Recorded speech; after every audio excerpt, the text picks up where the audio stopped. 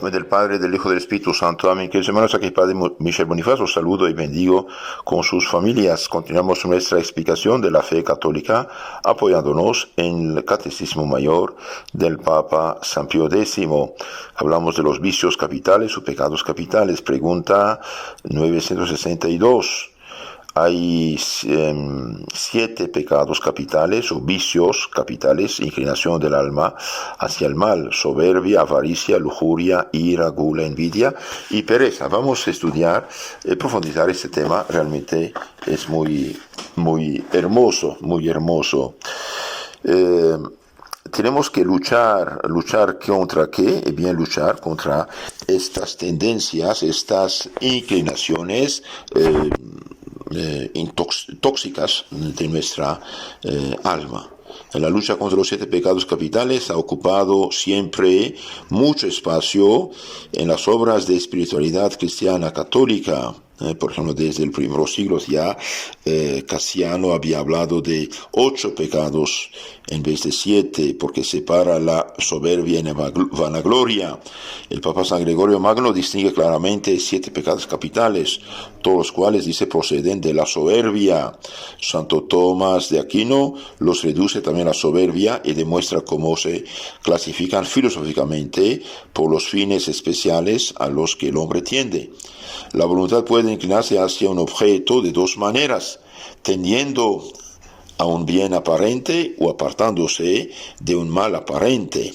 Mas el bien aparente a que tiende la voluntad puede ser la alabanza o la honra, bienes espirituales intentados desordenadamente. Entonces, uno hace la cosa bajo apariencia de bien. Ese es el fin especial del vanidoso. Busca la alabanza, la gloria aparente, pero injusta y vana. También hay bienes corporales que tienen por fin la conservación del individuo, de la especie, intentados de un modo excesivo, son los fines respectivos del glotón y del lujurioso. Los bienes exteriores deseados eternamente son el fin del avaro.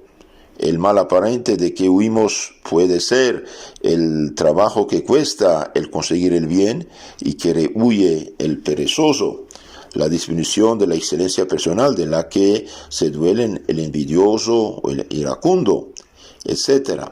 Hoy vamos a estudiar si este tema de la soberbia en sí misma. Me apoyo en el libro llamado Compendio de Teología Ascética y Mística del padre Adolfo Tanqueray. Tanqueray se escribe Tanquuerey. Compendio de Teología Ascética. Ascética se escribe ASC, Ascética y Mística. La soberbia es una desviación, dice nuestro autor en número 820 de su obra. La soberbia es una desviación del sentimiento legítimo que nos inclina a estimar lo que hay bueno en nosotros y a procurar la estima de los demás en cuanto que es conveniente para las buenas relaciones que debemos tener con ellos. Ciertamente debemos estimar los bienes que Dios nos ha concedido, confesando que Él es el primer principio y último fin. Es este un sentimiento que cede en honra de Dios y que nos mueve a respetarnos a nosotros mismos. También podemos desear que los demás contemplen esos dones, los aprecien y den gloria a Dios por ellos, así como nosotros debemos reconocer y estimar las buenas cualidades del prójimo. Esta mutua estima sirve de mucho para conservar las buenas relaciones entre los hombres. Hasta ahí no hay ningún problema, gloria a Dios. Mas puede haber cierta desviación o algún exceso en estas 2 tendencias. Ahí está el problema. Nos olvidamos a veces de que Dios fue quien nos otorgó los bienes que tenemos y nos los atribuimos a nosotros mismos, lo cual es un desorden porque es negar, por lo menos implícitamente, ser Dios nuestro primer principio y benefactor. También nos sentimos inclinados a trabajar para nosotros o para granjearnos la buena estimación de las gentes en vez de trabajar para Dios y de referir a Él la honra de todo cuanto hacemos. Asimismo es esto un desorden porque es negar, cuando menos implícitamente, ser Dios nuestro último fin. Estas son las dos clases de desorden que se hallan en este vicio de la soberbia. Puede pues definir la soberbia diciendo ser un amor desordenado de sí mismo, por el cual el hombre se estima, explícita o implícitamente, como si él fuera su primer principio y su último fin. Es una especie de idolatría porque nos consideramos como dioses nosotros mismos, dice el gran obispo Bossuet. Veamos ahora este asunto de la soberbia, sus formas, los pecados que originan su malicia y sus remedios, algo muy interesante. Las formas principales de la soberbia. La primera forma consiste en considerarse a sí mismo primer principio de sí mismo. Apenas puede haber alguno que tan desordenadamente se ame a sí mismo de un modo explícito, que llegue a considerarse como primer principio de sí mismo. Ese es el pecado de los ateos, que voluntariamente rechazan a Dios porque no quieren tener dueño a quien servir, ni Dios ni amo, dicen. Es el que de aquellos de los que habla el salmista cuando dice, dijo el necio, en su corazón no hay Dios, Salmo 52. Ese fue el modo equivalente al pecado de Lucifer, que deseando ser autónomo, no quiso someterse a Dios. El de nuestros primeros padres también, que deseosos de ser como dioses, quisieron saber por sí mismos el bien y el mal. Y también de los herejes, que como Lutero, Calvino, se negaron a admitir la autoridad de la iglesia fundada por Dios. Es también el pecado de los racionalistas orgullosos de su razón, que no quieren someterse a la fe. También es el pecado de algunos intelectuales de nuestro tiempo, que demasiado soberbios para admitir la interpretación tradicional de los dogmas, los deprimen y deforman para acomodarlos a sus exigencias, lo que llamamos los modernistas, condenados por el Papa San Pío X en 1907 en su encíclica Pascendi. Y por desgracia, esos orgullosos han destruido el catolicismo, lograron infiltrar en la iglesia, lograron quedarse dentro de la iglesia de una manera muy hipócrita y finalmente tuvieron una gran influencia sobre sus chiquillos, los teólogos falsos, modernistas, liberales, que influyeron mucho en el Concilio Vaticano II y después del Concilio. Por eso andamos como andamos actualmente. Y también podemos decir que la soberbia es lo que dirige el mundo actual, llamado liberalismo. Concretamente, no quiere nada de Dios. Es gravísimo esto. Ni siquiera los paganos llegaron tanto. Los paganos estaban equivocados, pero al menos sabían que ahí había dioses arriba de ellos, decían. Un número mucho mayor caen implícitamente en ese mismo pecado, comportándose como si los dones naturales, sobrenaturales que el Señor les dio, fueron enteramente suyos. Es cierto que en teoría confiesan ser Dios nuestro autor, pero en lo concreto se comportan como si fueran ateos. Hay quienes se complacen en sus buenos dotes y méritos como si no los hubiesen recibido de nadie. El alma, al verse hermosa, se deleitó en sí misma y se detuvo a contemplar su propia excelencia. Dejó un momento de referirse a Dios, se olvidó de su dependencia, paróse en sí y se entregó a sí misma. Mas queriendo ser libre hasta emanciparse de Dios y de las leyes de justicia, hízose el hombre esclavo de su pecado. Queridos hermanos, hoy llegamos a tanto orgullo, tanta soberbia, que gobernantes de estados quieren casar hombre con hombre, mujer con mujer y firmar un papelito que la mujer tiene derecho sobre su cuerpo y a matar a su hijo. Pero disculpen, el hijo no es órgano de la mujer. La mujer tiene el cargo de naturaleza de mantener esta vida hasta que pueda vivir por sí misma, pero no es parte de ella. Tengo que se corte la nariz, es parte de ella, la mano, la oreja, la lengua, sí, pero el niño no es órgano de ella. Hace falta ser realmente ciego para decir el contrario, ¿no? Es un orgullo tremendo. El fruto del orgullo, bien sûr, le caemos en más bajo, como dice San Pablo. Les aconsejo leer capítulo 1 a los Romanos. Más grave aún es la soberbia de los que se atribuyen a sí mismos la práctica de la virtud, como los estoicos, los filósofos griegos, paganos, que piensan que los dones gratuitos de Dios son el fruto de sus méritos, etc. Esa es también la causa de que el hombre exagere sus dotes personales. Todo lo que tenemos son dones de Dios. Los ojos que tengo, la mano que tengo, la inteligencia que tengo, la memoria que tengo, todo es don de Dios. Decir que yo soy lo que soy es mentira. Soy una criatura de Dios. Es grave, es grave eso.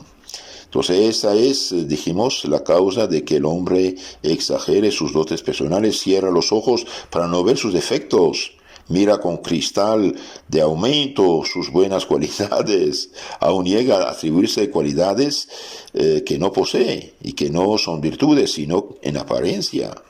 Hay quien da limosna por ostentación, cree ser caritativo cuando es aún un vanidoso. Se tiene por santo porque goza de algunos consuelos sensibles, porque ha hecho lindos apuntes espirituales, escrito unos buenos propósitos, cuando en realidad se halla en los primeros peldaños de la escala de la santidad. Otros piensan que son de gran espíritu porque desprecian las reglas de poca monta y quieren santificarse por medios extraordinarios. De ahí el anteponerse injustamente a los demás. No hay más que un paso. Examina los defectos de los demás con lente de aumento. Examina los defectos ajenos con lente de aumento. Con microscopio la agrandan. De esa manera apenas tienen conciencia de sus propios defectos. Ven la paja en el ojo ajeno y no ven la viga en el suyo. A veces llegan, como el fariseo, a despreciar a sus hermanos. Otras veces, sin ir tan lejos, los rebajan en su estimación injustamente y se tienen por mejores que ellos cuando realmente son peores. Por esa misma razón, intentan dominarlos y hacerse reconocer como superiores a ellos. El problema grave de esto de la soberbia, estas personas, para con los superiores, los jefes, la dicha soberbia se traduce en un espíritu de crítica y de censura, que es causa de que andemos espiando sus menores gestos y maneras para hablar mal de ellos. Todo lo queremos juzgar, todo lo queremos comprobar. Con eso se nos hace muy difícil la obediencia. Cuéstanos mucho el someternos a su autoridad, a sus decisiones, el haber de pedirles permiso, y aspiramos a la independencia, o sea, a ser nuestro propio principio.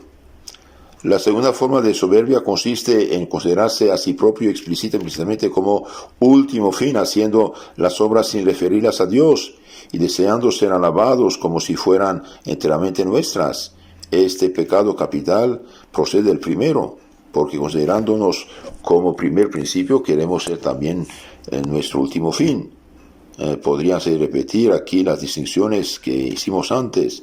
Muy pocos se consideran a sí mismos simplemente como último fin, si no son los ateos o los incrédulos. Muchos se comportan en la práctica como si así lo creyeran. Quieren ser alabados, felicitados por sus buenas obras, como si fueran la causa principal de ellas.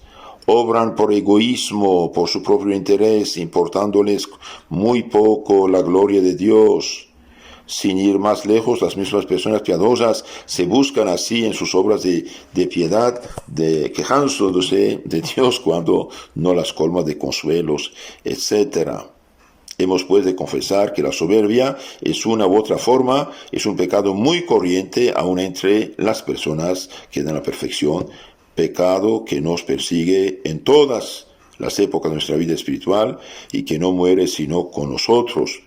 Principalmente se nos dan apenas cuenta. Los principiantes no se dan apenas cuenta de ello porque no se estudian muy a fondo. Importa mucho hacerles parar en esto y examinarse sobre esto mediante el examen que llamamos particular. Ahora, ¿cuáles son los pecados que nacen de la soberbia? Y bien, los principales son la presunción, ambición y la vanagloria. La presunción es el deseo y la creencia de que podemos hacer cosas que superan nuestras fuerzas. Nace de juzgar demasiado bien nosotros mismos, de nuestras potencias naturales, nuestro saber, nuestro poder, nuestra virtud. En el orden del entendimiento nos creemos capaces de acometer y resolver las más difíciles cuestiones y los más arduos problemas, y cuando menos en emprender estudios desproporcionados en nuestros talentos. Nos tenemos por hombres muy discretos y de juicio, y en vez de saber dudar, cortamos por lo sano y con toda seriedad en las cuestiones más debatidas. Cualquier pobre tipo lee una Biblia y funda una secta, pobre de nosotros, ¿no? En el orden moral pensamos tener bastante luces para guiarnos por nosotros mismos y no necesitamos consultar con el director espiritual. Nos persuadimos de que a pesar de nuestras culpas pasadas ya no hemos de temer las recaídas y nos ponemos simplemente en ocasiones de pecado en las cuales caemos. De aquí viene el desaliento que es causa muchas veces de nuevas caídas. En el orden espiritual no nos gustan las virtudes escondidas de mortificación y preferimos las que brillan. En vez de edificar sobre el sólido fundamento de la humildad, soñamos con cosas grandes, con la energía de carácter, con la magnanimidad, con el ser apostólico, con grandes resultados que descontentados tenemos para el futuro.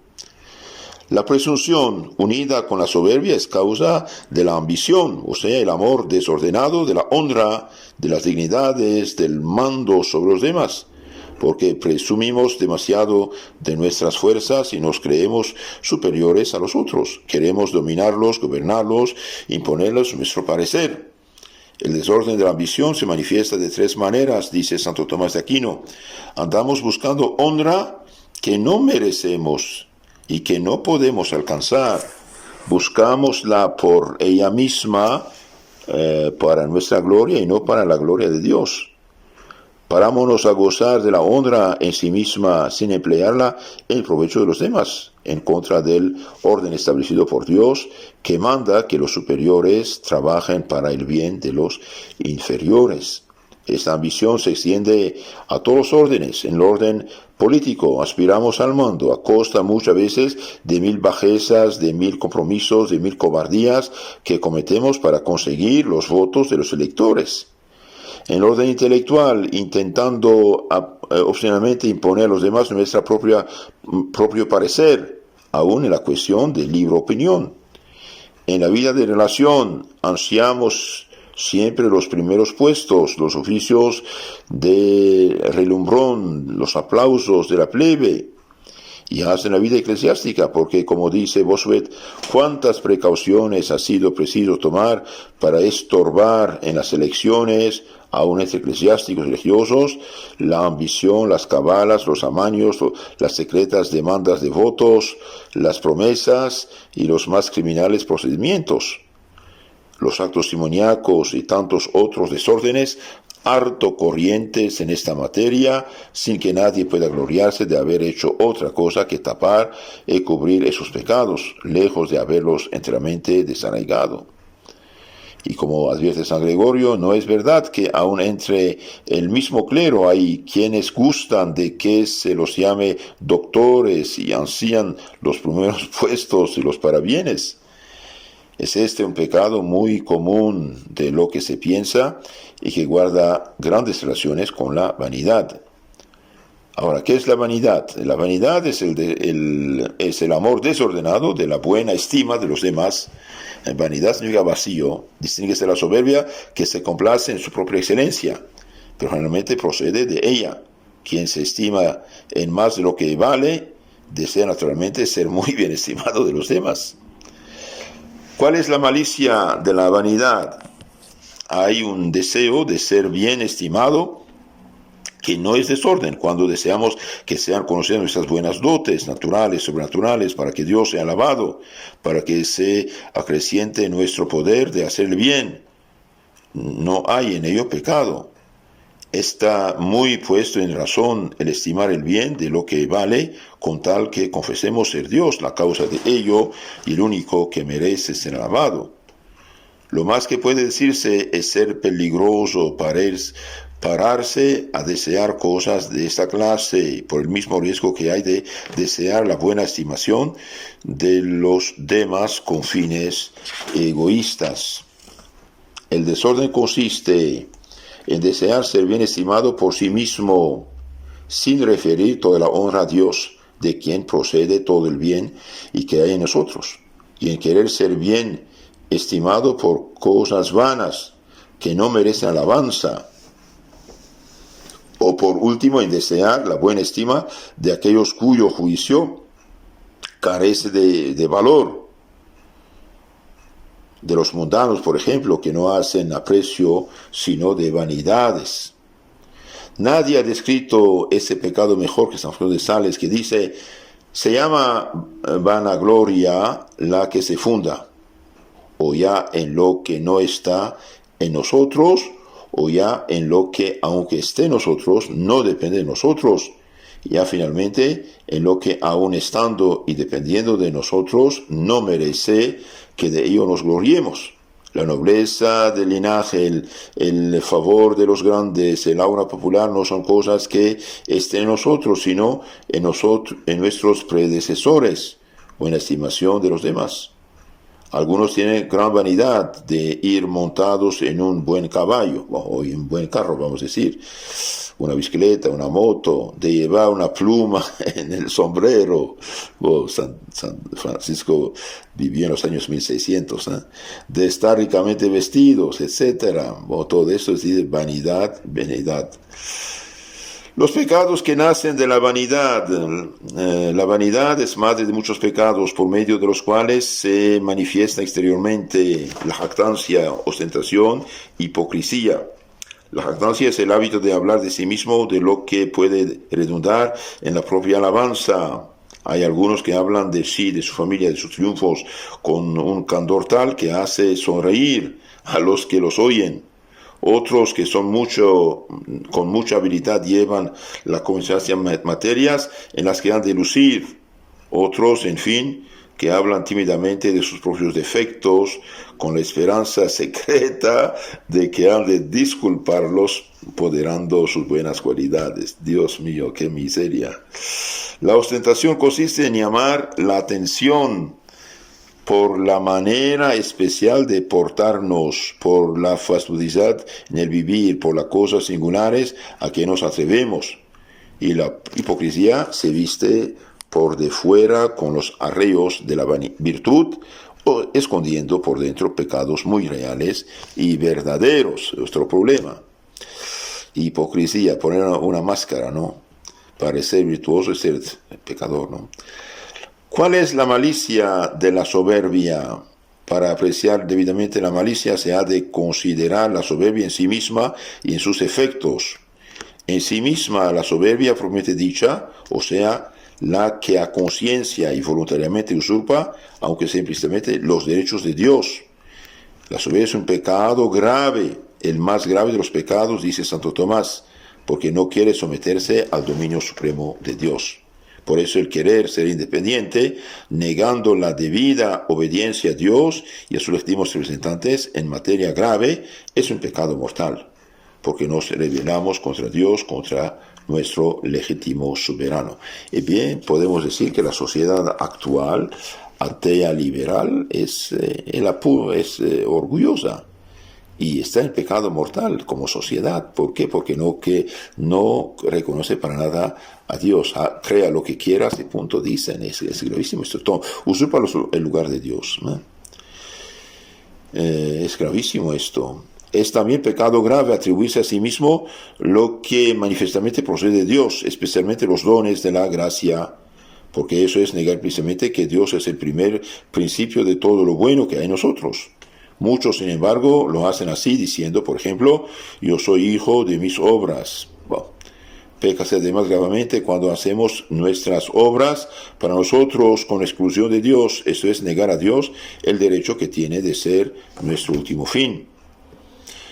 Hay también la soberbia atenuada, que aun reconociendo a Dios como primer principio y último fin, no le da todo lo que es suyo y le roba una parte de su gloria. Es una falta venial muy señalada.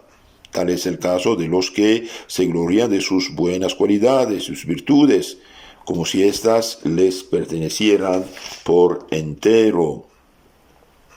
Siempre esos pecados pueden convertirse en mortales cuando nos empujan a cometer actos gravemente pecaminosos. Así la vanidad, que de suyo no es más que pecado venial, se convierte en pecado mortal cuando es causa de que contraigamos deudas que jamás podremos pagar, y cuando procura excitar en nosotros un amor desordenado.